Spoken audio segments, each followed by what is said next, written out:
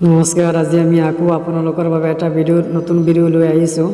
ইয়াত আমি খুব গুৰুত্বপূৰ্ণ প্ৰশ্ন উত্তৰসমূহ আলোচনা কৰিম আৰু আপোনালোকে আমাৰ চেনেলটো ছাবস্ক্ৰাইব কৰিব, লগতে আমাৰ ভিডিঅ'খিনি গুৰুত্ব সহকাৰে চাব। আজিৰ আমাৰ প্ৰথম প্ৰশ্নটো হ'ল, প্ৰাকৃতিকভাৱে অসম কোন অঞ্চলৰ অন্তৰ্গত?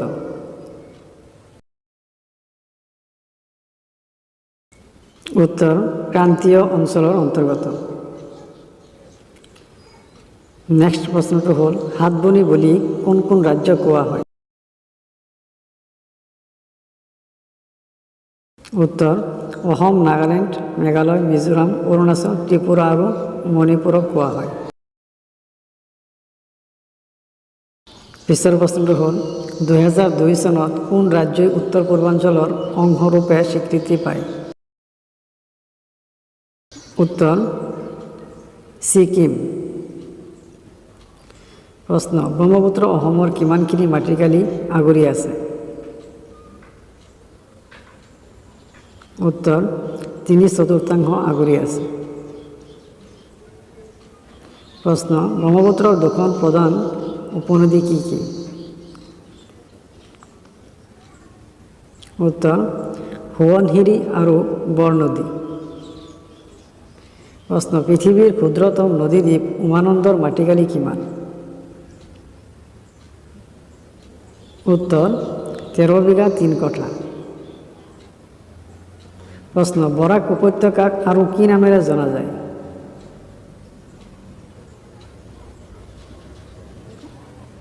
উত্তৰ হোমাৰ। প্ৰশ্ন, অসমত ভক্তি আন্দোলন কেতিয়াৰ পৰা আৰম্ভ হয়?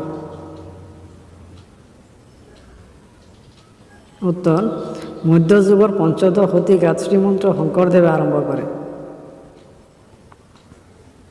প্ৰশ্ন, ঝুম খেতি ক'ত কৰা হয়?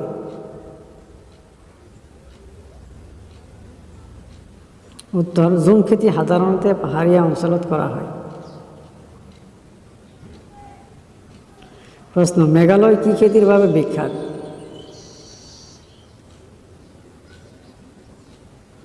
উত্তৰ কপাহ খেতিৰ বাবে বিখ্যাত।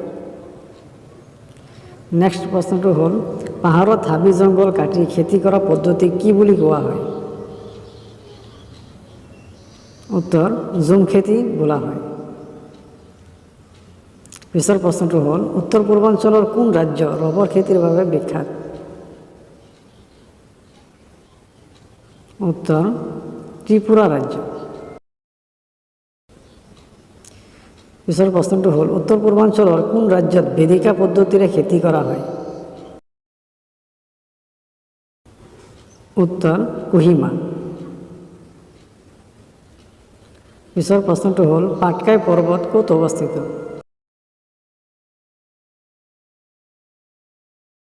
উত্তৰ নাগালেণ্ডৰ পূব সীমাত। আজি আমাৰ প্ৰশ্ন উত্তৰ আলোচনা ইমানতে শেষ হ'ল।